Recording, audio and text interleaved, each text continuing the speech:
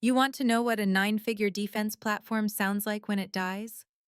It sounds like a room full of executives swallowing at the same time. I was parked in a service bay behind Larkspur Armature when the monitors inside their briefing room went blank. No alarms, no smoke, just quiet. Aegis Weave, my system, disappeared in front of a federal review team and a row of contractors whose watches probably cost more than my car. The chief executive, Conrad Pell, held his smile too long, like a man bluffing with an empty hand. Conrad still believed I worked for him. He also believed he owned the code. Earlier that morning, sometime in the early light, I walked into Conrad's office expecting to discuss the Helios Shield renewal. That contract kept Aegis Weave deployed across critical infrastructure that does not forgive mistakes. Conrad did not offer a chair. He offered a script. "Mira, we are streamlining," he said. "The agency wants faster onboarding. I found a solution." The solution walked in wearing a glossy blazer and the confidence of someone who has never read a non-disclosure agreement. Her name was Sloane, Conrad's goddaughter, a brand strategist with a follower count that made her think it counted as clearance. She raised her phone. "I am doing a day in the life series. I want real access, cables, maps, server rooms." "Absolutely not," I said. Conrad's smile tightened. "You will brief her. You will train her. She will sit in on the Helios Shield technical review." I kept my voice calm, because anger is a gift you hand to people who want to call you unstable. Security clearances are a chain of trust. They exist because access can cause harm without a weapon. With the wrong login, you can disrupt emergency dispatch, corrupt hospital data, or blind military comms. Every privileged account must be tied to a vetted identity, documented transfer, and a need to know. She has none of that. Sloane laughed. "I am not a spy. I am a vibe." "Then stay in marketing," I said. Conrad's voice cooled. "You are making this difficult." "I am making it lawful." He tapped a folder on his desk. "Effective immediately, you are terminated." He said it like he was canceling a subscription.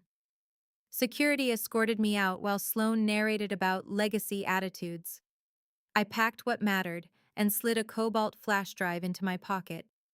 To them, it was a trinket. To me, it was the ownership spine of Aegis Weave and the emergency protocols I wrote, because I never trusted Conrad's ethics to outlast a quarterly report. As the elevator doors shut, one guard, a former Marine named Ben Arcos, muttered, "This is wrong." "I know," I said.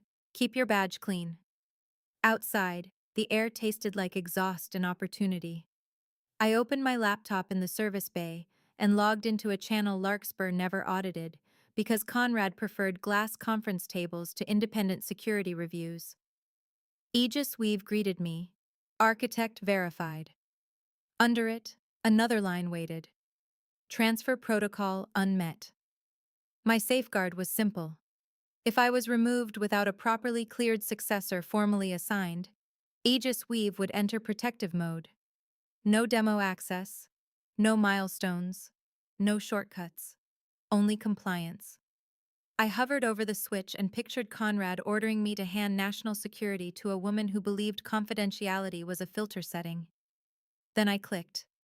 A countdown appeared, polite and inexorable, aimed straight at the briefing room where Conrad was about to brag about my work.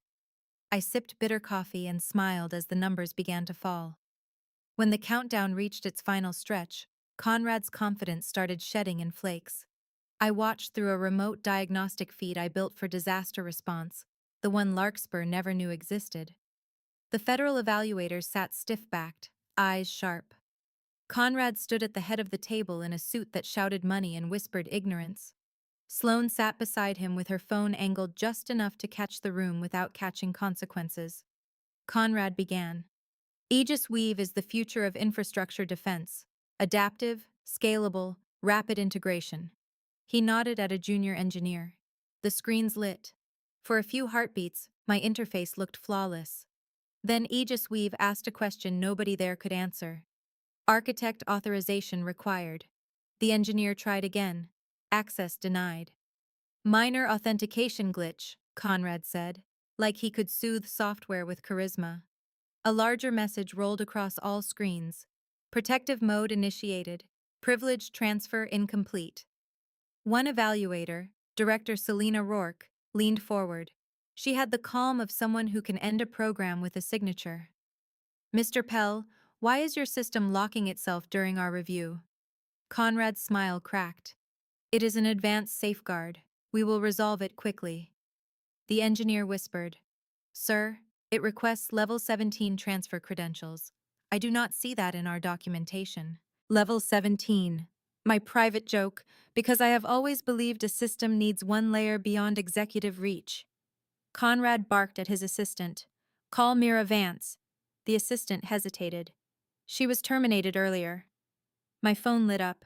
Unknown number. I let it ring long enough to be instructive, then answered. Mira Vance. Mira, this is Conrad, he said, breathless. We have a minor issue. I need you to release the system.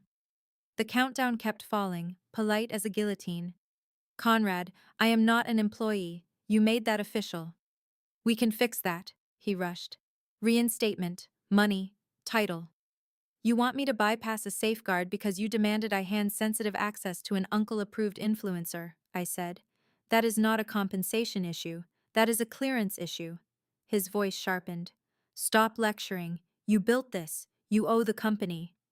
I owe the public, I replied. Clearances exist because access turns knowledge into a weapon. If Sloan records a network map, she does not have to be a spy to cause damage. She only has to lose her phone, get phished, or decide attention is worth the risk. Privileged access must be tied to vetted identity, documented transfer, and need to know. That is the whole point of the chain. Through the phone, I heard chair legs scrape. Conrad was losing the room. Then Director Rourke's voice cut in, loud enough to reach me through the handset. Mr. Pell, is your architect no longer employed? Conrad covered the phone, muttered excuses, then returned, smaller. Mira, please, they will pull the contract. They should, I said, and I meant it. If you cannot follow clearance protocol, you should not touch critical systems. The countdown hit 0. In my feed, the briefing room screens went dark. A single line appeared, centered and unforgiving. Aegis Weave held in trust. For authorized transfer, contact Vance Holdings, LLC. Conrad made a sound like a chair collapsing. I ended the call and sat back. Revenge is described as sweet. In my experience, it tastes like relief with a bite. Then another call came in, this time from Marianne Cho, Larkspur's compliance director. Mira, she said, voice tight. What did you do, and how fast can you prove you are right? Marianne Cho was not a villain. She was the kind of compliance director who actually read policies. That meant she was dangerous to Conrad, and useful to me. I can prove everything quickly, I told her. But not on Larkspur property. Too many cameras. We met at the Hawthorne Diner sometime later, sliding into a booth that smelled like coffee and old vinyl. Marianne looked like she had not blinked since my firing. Conrad says you sabotaged the review, she said. I activated a protective clause, I corrected. Sabotage is breaking something to hurt people. Protective clauses are what responsible engineers build when executives act like toddlers with scissors. I opened my laptop and pulled up the architecture ledger. Aegis Weave runs under a licensing framework, I said. Larkspur had usage rights as long as the designated cleared architect remained in place, or a properly cleared successor was formally transferred. They terminated me without transfer. The system did what it was designed to do. Marianne scanned the screen, lips tight. This is airtight. Did Conrad know? He knew enough to ignore it, I said. Ignoring warnings is his leadership style. Her phone buzzed. She silenced it. Director Rourke is furious. She asked for you, by name. Good, I said. Anger is a tension with a spine. Marianne leaned closer. What do you want, Mira? I want Larkspur removed from critical systems until it proves it respects clearance law, I said. I want my team protected from retaliation, and I want Conrad Pell to stop treating national security like a content opportunity. That last one sounds personal, she said. It is practical, I replied. He fired me for refusing to break protocol. He will do it again to someone else, and next time the price will not be a failed demo. It will be lives. Marianne's eyes narrowed. Do you have proof of intent beyond the goddaughter circus? I slid my phone across the table. He scheduled private meetings with a foreign-backed investment group called Vitris Harbor. Their consultants asked for data that would make any counterintelligence officer sweat. He wrote about global monetization of our deployment maps. Marianne's face drained. That is not just sloppy, that is criminal. It becomes criminal when he hands it over, I said. And he is close. I explained, step by step, why clearances mattered in operational terms. How privileged credentials were keys, how clearance status was the lock, how transfer documentation prevented shadow access, and how an unvetted person could be pressured, bribed, or tricked into leaking the wrong thing. Marianne listened like someone watching a slow-motion collision and finally deciding to grab the wheel. If I cooperate, he will fire me, she said. He will try, I said. Which is why you will not stand alone. My attorney is involved. Elias Mercer arrived soon in a suit that looked bored. He nodded to Marianne, then opened a folder. Vance Holdings owns the patents, he said. Larkspur's license hinges on compliance conditions they violated. The government can suspend access. Marianne swallowed. And Conrad? Elias's expression did not change. If there is evidence of attempted unauthorized transfer to foreign interests, that becomes a different conversation, with different badges. My phone buzzed again. A text from Ben Arcos. Conrad is bringing in outside consultants. No clearances.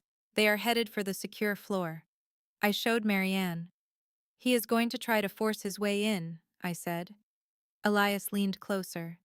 Then we document every step. We do not just defend. We build a record. I watched traffic slide past the diner window, indifferent.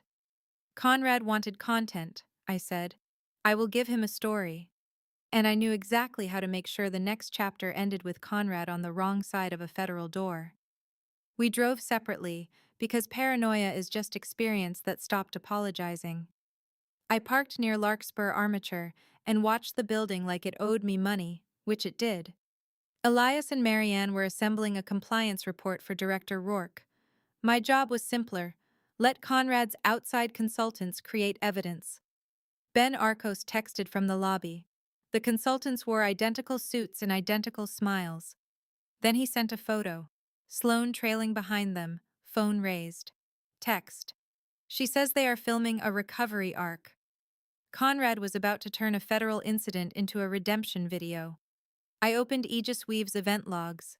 Protective mode blocked privileged access, but it still recorded every attempt to circumvent controls. If Conrad's consultants tried to brute force their way in, the system would capture their fingerprints like a polite bouncer. Ben. They are going to the secure floor. Conrad told security to ignore the access gates. That was not only unethical, it was proof. I called Marianne. He is bypassing physical security controls, I said. Document the order. I am recording, she replied. I have witnesses. My screen filled with fresh entries, unauthorized logins, privilege escalation calls, and then something bolder. The consultants attempted to spoof the employment verification hook, the piece that confirmed the cleared architect and transfer chain. That is like forging a passport at the airport while standing under cameras. I sent the snapshot to Elias. He replied, perfect. Then Aegis Weave detected a removable device attached to a restricted port inside the secure rack. Whoever did it thought they could inject a patch and convince the platform it had been fixed. Aegis Weave responded the way I designed it to respond under tamper conditions. It isolated the rack segment, sealed audit logs, and triggered an oversight alert meant for cleared authorities, not corporate managers. Ben. Federal agents just arrived. Good. The right kind of attention. My phone rang. Director Rourke. No greeting, no fluff. Mira Vance. Explain why your platform locked during our review. I kept my voice steady. Aegis Weave prevents unauthorized access after a cleared architect is removed without formal transfer, I said. Clearance is not a social courtesy, it is a legal control. Conrad Pell terminated the cleared architect, refused a cleared successor process, and attempted to grant access to an unvetted person. The platform entered protective mode to preserve integrity and prevent exposure. And now, she said, my team reports your former employer is attempting to bypass controls with non-cleared consultants. Yes, I said. My logs show spoofing attempts and physical tamper signatures. I can provide the full chain. A pause, then colder. Do you have evidence of intent to transfer to foreign interests? I have meeting invites, messages, and a named group, I said. Vitris Harbor. Marianne Cho is corroborating. Stay available, Director Rourke said. Do not contact Conrad. If he contacts you, document it. Understood. I ended the call and watched the building. Ben texted, Conrad is furious. He is blaming you. He is still filming. I smiled because Conrad had done exactly what I wanted. He had turned private wrongdoing into public evidence. I forwarded the alert to Elias and Marianne. Elias responded that a key exchange attempt could support an emergency suspension order. Marianne said agents were already interviewing staff on the secure floor. I could not see inside, but I could imagine Conrad talking fast, blaming slow systems, calling himself a patriot. Then my laptop flashed a new alert from Aegis Weave, one I had never expected to see. Foreign key exchange request detected. Source: Vitris Harbor Node. Conrad was not just panicking, he was selling. By the next day, Larkspur Armature looked less like a corporate headquarters and more like a museum exhibit titled Consequences. Director Rourke's people moved quietly. They asked short questions, collected devices, and watched everyone the way engineers watch load-bearing beams after an earthquake. Conrad tried to perform outrage. It did not land. He called me from a blocked number. I answered because Director Rourke had told me to document it. Mira, Conrad said, voice tight. You have made your point. Turn it off. You mean restore your access, I replied. That is not a power button. That is a clearance-controlled transfer. You are enjoying this, he snapped. I am enjoying the part where the rules matter, I said. You told me to treat clearance as optional. Now you are learning it is not. He lowered his voice. Vitris Harbor can pay you. Make it go away. So there it was. Not an apology, just a bid. Conrad, I said. I explained security clearances to you like you were an adult. Clearances protect systems from people who want to buy access. You are currently demonstrating why they exist. Privileged access is a weapon. That is why it is chained to vetting, documentation, and need to know. He swore and hung up. Soon after, Marianne called. They found the removable device, she said. They also found a draft transfer packet. Conrad was preparing to hand a privileged key bundle to Vitris Harbor under a research partnership. Do they have your recordings and my logs? I asked. Yes, she said. Director Rourke has everything. Elias messaged next. Emergency suspension order filed. Prepare for a formal continuity meeting. The meeting took place in a plain conference room that did not waste money on mahogany. Director Rourke sat across from me with two analysts and a legal advisor. Marianne sat beside me, pale but steady. Conrad was not there. The room called it unavailable, which is bureaucratic for in trouble. Director Rourke slid a document toward me. We are severing Larkspur's operational access pending investigation, she said. We need continuity for the protected nodes. You built the platform. Can you support an interim operations entity under compliant oversight? Yes, I said, with conditions. State them, she replied. Aegis Weave stays under cleared staff only, I said. Privileged access is audited, dual authorized, and tied to individuals with verified need to know. No marketing presence in secure spaces, no recording devices, no exceptions because someone is related to someone. Clearances are nepotism resistant on purpose. Director Rourke nodded once. Agreed. Elias placed papers on the table. Vance Sentinel Works, he said. A new operations contractor. Compliance first governance. Director Rourke reviewed the paperwork, then met my eyes. If we proceed, you will be chief architect, she said. You will also brief your staff on clearance responsibilities. I already do, I said. It is my love language.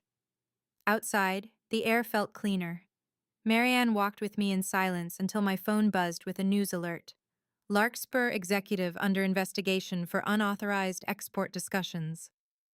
I did not need a headline to picture Conrad's face, but I appreciated the symmetry. Ben Arcos texted. Heard they escorted him out through the back. Sloan is crying about cancel culture. I laughed. Tell Ben I owe him coffee, I texted back. Conrad wanted a story. He got one. He wanted me silent. Instead, he handed me the loudest kind of revenge: proof, logs, and a paper trail thick enough to trip over. Aegis Weave did not die.